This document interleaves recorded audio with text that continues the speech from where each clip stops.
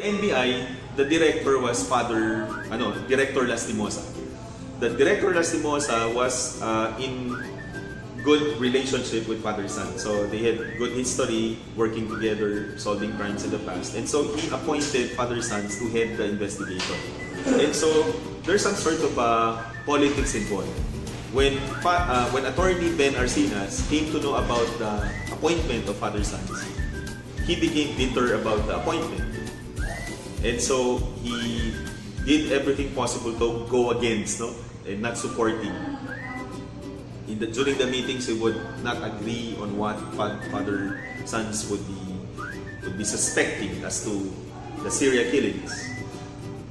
So the conflict intensified here when Director Lastimosa had an heart attack and he has to undergo surgery in United States.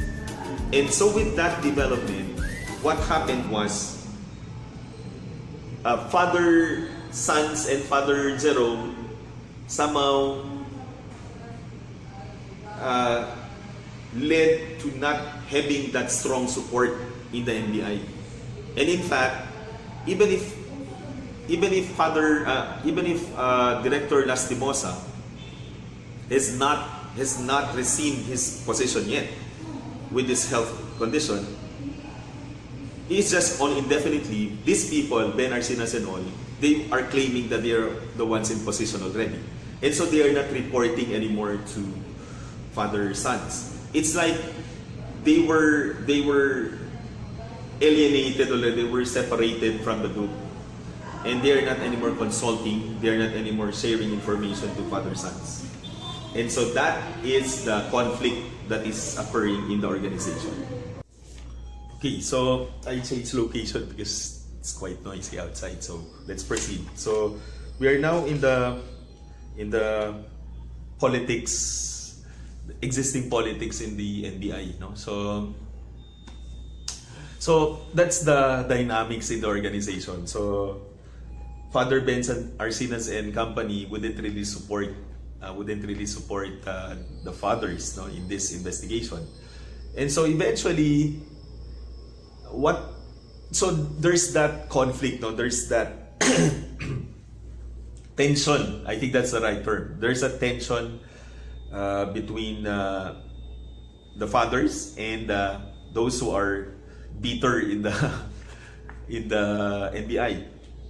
But then eventually, after the operation of Director Lastimosa, fortunately, he was able to go back to work. He was able to return to work immediately. But what happened within that period where Director Lastimosa wasn't still in the service, there was a failure, because this Ben Arcinas, he has this tendency to report to the media. He's like the star type. He wants that the media would know, and he would want credit to all the investigation.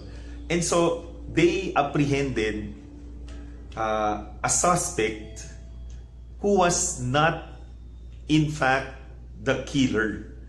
And so that was an inefficiency in the case of Ben Arcinas, because he would want to appear like in public he was the star, that he was the hero for this case.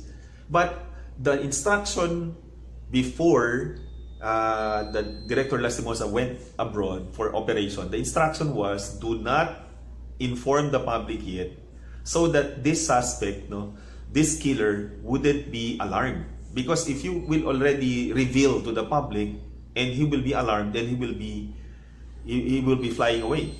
He will be transferring to other location.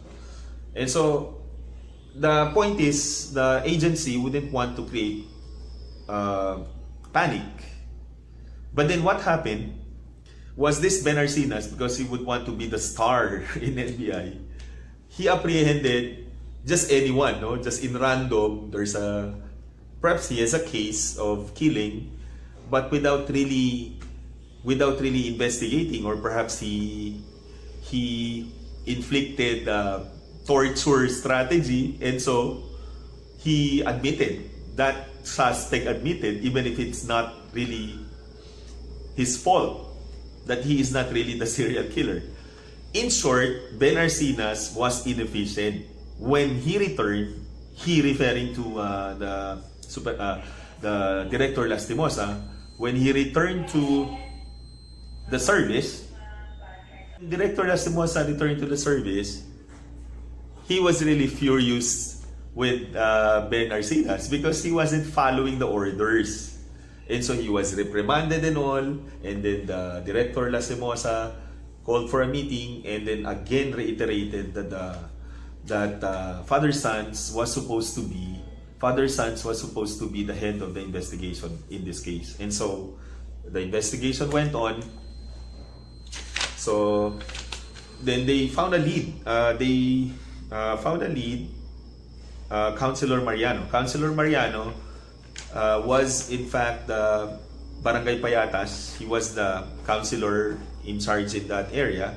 And so there's a lead that, so the first lead was the killings happened during the first case happened every first Saturday of the month. And so the thinking is, what is happening every first Saturday of the month in the area? And so they ask around, and then of course them being priests, they noted that, okay, first Saturday of the month there's an event in the church. So given that the church is connected with the date first Saturday of the month, I was thinking maybe this killer is a priest who is sexually molesting the child. So I think that is the connection. I was already building up a hypothesis that maybe he is a priest, but it could also be the other way around. Maybe he is just a lure. This priest who is sexually molesting children could be just a lure. Could be just a lure, meaning, as a reader, you would like to think he is, but there's other right person for the killing. And so this Councilor Mariano led them to the catering service that gives food every first Saturday. So there's catering service every first Saturday. So they're looking for a possibility that maybe the killer is part of that event in the catering services. Maybe he is a chef or whatever. Because a chef would have utensils, right? Would have a knife or whatever. Because one feature of the serial killing is that there's peeling of, the killer would peel off the face using a knife. So, and then peel off the face, tear out the heart, cut the genitals. So these are mutilations of typical of serial killing. And so, but then it was a dead end. They were not really successful in finding out that lead because it's leading nowhere. But then, in the criminal side, or in the crime context, they found evidence like the dentures, the teeth. Typical are the dentures of children, the teeth, present. So they were thinking, why are there dentures in the crime scene? So that's one. And then Father Sanz had an idea that maybe the killings has something to do, someone who, the killer who is doing this maybe has something to do with dentures, and so because of Councilor Mariano, they were able to find out. Councilor Mariano referred them to a dentist named Dr. Alice Panganiban. And so they tried asking as to what are some of the events. Because this is charitable. Remember, this is charitable event every first Saturday. So the dental angle has still something to do with first Saturday. So that's one. They asked the counselor, what other events that are happening here, that are happening in this place, in terms of charitable acts. So Councilor Mariano said there's dental event here that is managed by Dr. Alice Panganiban as a charity work. And so they talked to Dr. Panganiban, and they would want to check the records of the dental records, no? So that they would be able to identify, since these dentures were found with the killers, no?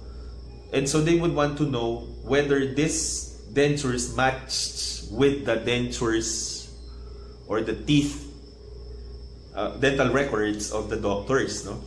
Of the dentists. And so Dr. Panganiban led them to Ginny Santa Romana. Ginny Santa Romana was the one who is in charge of that. Operation of that charitable dental service. And so they checked the data and all. Then they were not able to find relevant data. But then Ginny thought that there's still another box of file being kept by Dr. Alex Carlos. So Dr. Alex Carlos, in fact, was highly important in this novel. But initially, while I was reading this, as a reader, you wouldn't know that he's really very significant because he just came there to help. I didn't think still that he was a suspect. 3 of them were suspect, I was thinking. But Alex was still not in the list.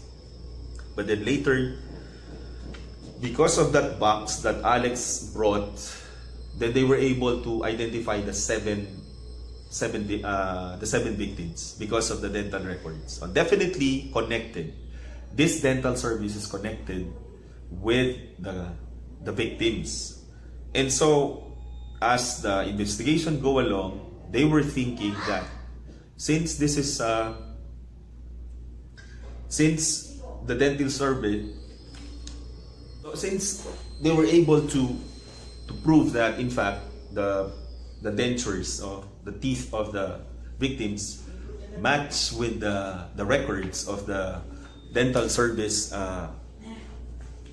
doctors, so the 3 of them were suspects. So the 3 of them were suspects, and definitely they were already eyeing on Alex Carlos. And so they investigated Alex Carlos, where he was residing, and so they were able to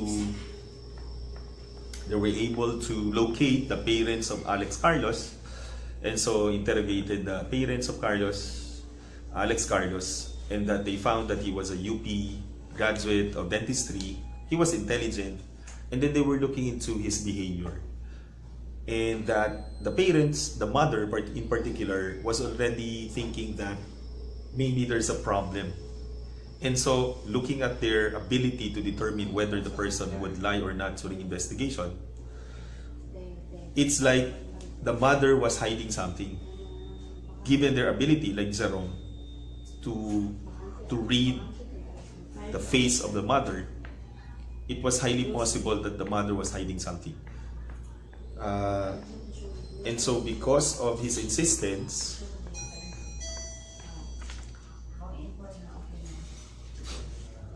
ability of Jerome to interrogate and looking at the mother, whether she's lying or not, it's really a skill. And so she was looking at the question asked by Father Jerome was he good at physical education? So given that he is really highly intelligent, then the mother said he wasn't really good in physical education. And so that's one good point. And so they continued asking questions, and the father came. The father wasn't really that supportive in asking questions. But there's one point where the mother said he's weak as a student in terms of physical aspect. And so the mother mentioned about the PE teacher and all, and that gave them the lead. And then the father cut the conversation. Then eventually they met in the church. Then the mother narrated an incident when Alex came home with his bloody hands. But still, the mother wouldn't qualify that Alex was a killer. Maybe has a behavioral problem. Let's say going against them, sometimes arguing with them. not coming home on time, coming late.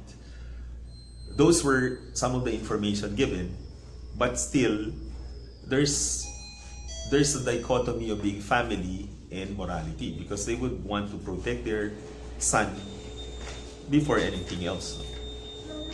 And so what happened was, this conversation led them with his close friend Emong.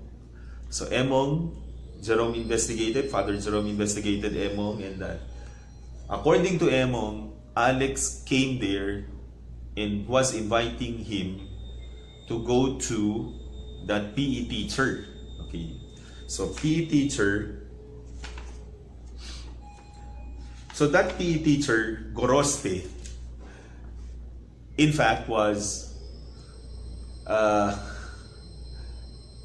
this PE teacher really played a role here with what happened to Alex. And so he was inviting him. We was inviting Emong to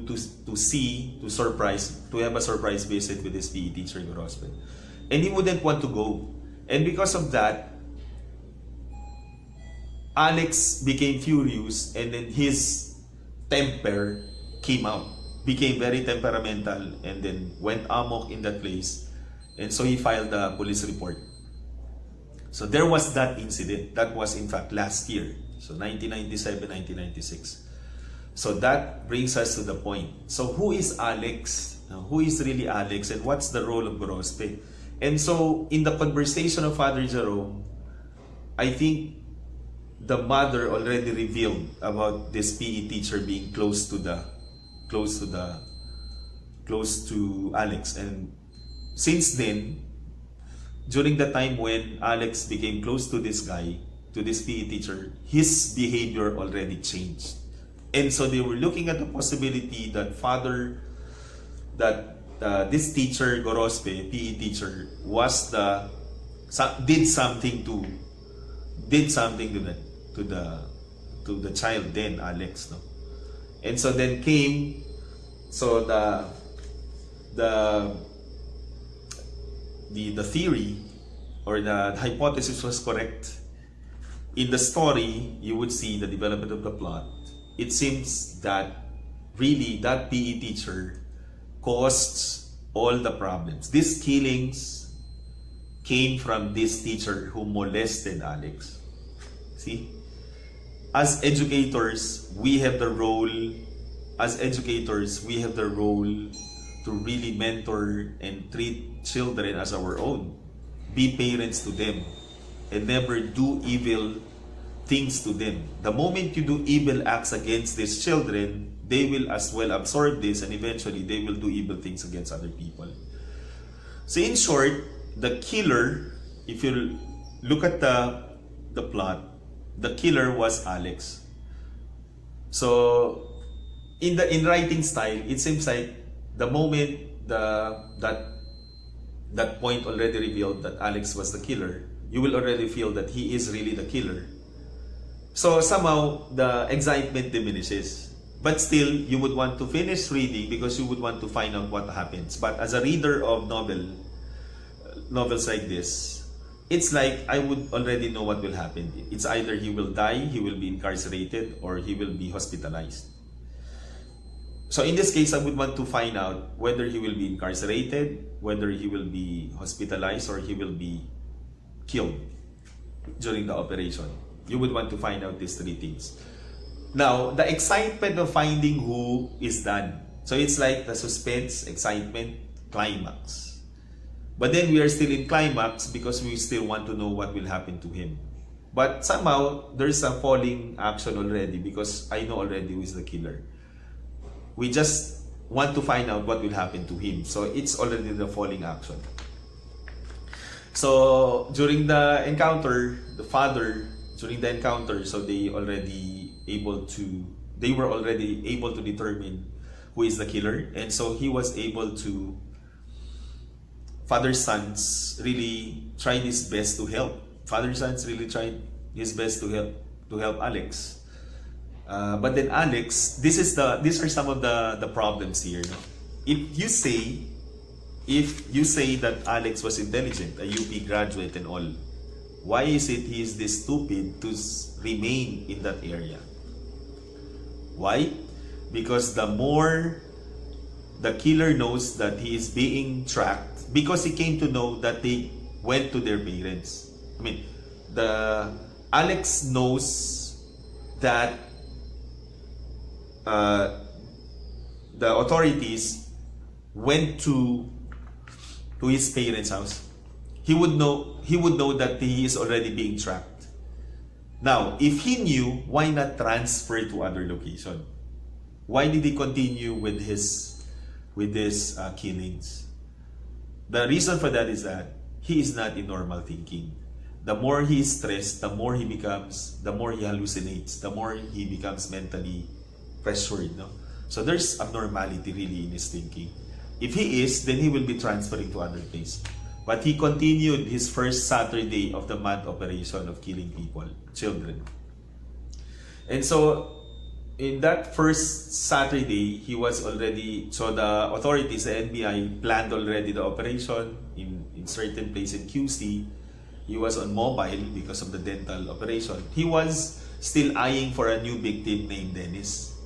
He is still in pursuit of another victim. But he was being tracked already. So with all the intelligence network, he was tracked. And then father-sons came and then tried to help him, talk it over, use psychology to help him. And so Alex allowed to surrender, but there was someone in the NBI who accidentally fired. And he was fired, he was hit. In short, Alex died during the operation. See, the theory, tatlo lang yan. In novel, it's either if it's the antagonist will be killed, will be killed, hospitalized, or will be incarcerated. So he was killed during the operation. So the evidence of killing is found in page 338 to 339. So that is the evidence of killing, or I mean the evidence of death of Alex Carlos. Okay, so now in terms of general impression, in terms of the tone of writing, as I said, there's the clear indication of the family variable, no? Close family ties. There is close family ties, no? Family oriented. This novel is family oriented. Clear description of the closeness of family, even amongst friends. No? So that's very Filipino. And then there's certain description of that, you would know that the author is also watching teleserye, because there are certain parts, no, incidents where it's like being described according to like you're watching teleserye, like the drama during the operation. It's like Alex would want to surrender, and then he was crying and all, and then someone fired. The impression is that we Filipinos are conservative still, no, right? So this is indicative of the authors being conservative, because in novels that I read in terms of this type of occurrence, no, molestation, the molestation is really very vivid. Example, the undressing, the vivid holding of private parts is there, no? But in this case, so on the note that he was molested, I mean the killer, Alex Carlos, was molested by Gorospe, the PE teacher, I was expecting a more vivid description of how it occurred, because you would want to establish why did he turn this, why has he turned into a monster? Just imagine peeling the face off, right? Peeling the face off a teenager. And look, the victims are teenagers like him before. Remember, he was sexually molested before. The peeling of face is like shame. He was really very ashamed of this. But then he would know that some of his friends were aware of this because they were also molested by the PE teacher. So I was thinking, it has to be more vivid so that it would justify what he has turned to be, a monster, no? In fact, a monster, I mean, only an abnormal person can do that, you know, extracting the heart, no? Tearing the heart off, cutting the genitals. No? All these things are related to the sexual abuse. And so, the point is, the author was quite conservative. So the description was really not vivid in terms of the molestation. Even in priests, in the case of the priest, when she mentioned here that there's a case of minors being sexually abused, not mentioned in terms of, there is no detailed account, detailed description of the molestation. It's just mentioned that they were molested. But in the writings here, it wasn't really mentioned about molestation. There were only certain lines that you just have to read. Read in between the lines to get what the author would want to drive at. That in fact, it was sexual molestation on the part of the PE teacher. Let me end by giving you 2 points. So first, why smaller and smaller circles? So this has to do with the apprehension process. It's like when you're reading the novel, it's like with his thoughts every chapter, before the chapter begins, the reader is trying to connect with what he has to say. So there's some sort of a reflective points of the killer every chapter after chapter 11. It's like as you go on with the plot, his circles are becoming smaller and smaller because he is being tracked already. He's being tracked and eventually will be apprehended. The circle, when it's big, it's like it's still not clear who is the killer. But when the circles would become smaller and smaller and smaller, then it means that he is almost to be detected, that he is the killer. The only question is, if he's really that intelligent, why did he not flee? Why did he not go away and look for other location? But since he has this mental problem, maybe that causes it, right? And then the second point is, there's one of the chapters here where there's a quotation. Let me just paraphrase. It's like, as educators, as teachers, we are supposed to be molders of good, just, molders of angels, good people. We are not molders of evils. So the moment you create evil against these children might turn into evil. So I think that is the paraphrase of the quotation. As teachers, we have to build goodness, create goodness, not create evil. Because the moment we create evil, then that evil will return to us. And that is what happened to that PE teacher who molested the child. So for those of you who are teachers reading this, watching or viewing this, reading this novel, remember that we are supposed to treat our children, our students, as our own children. Do not, in a way, abuse them, especially sexually abusing them, or advance your sexual desires against them, because that might go back, that might boomerang on you in the future. Okay, so thank you for watching this vlog. Thank you for supporting me always. So thank you for following me. So to all my students of Western Mindanao State University, don't forget your blog review notes. Always prepare your blog review notes before you start blogging. Through that you can rehearse and be able to come up with a blog like this one. Okay, bye! See you later!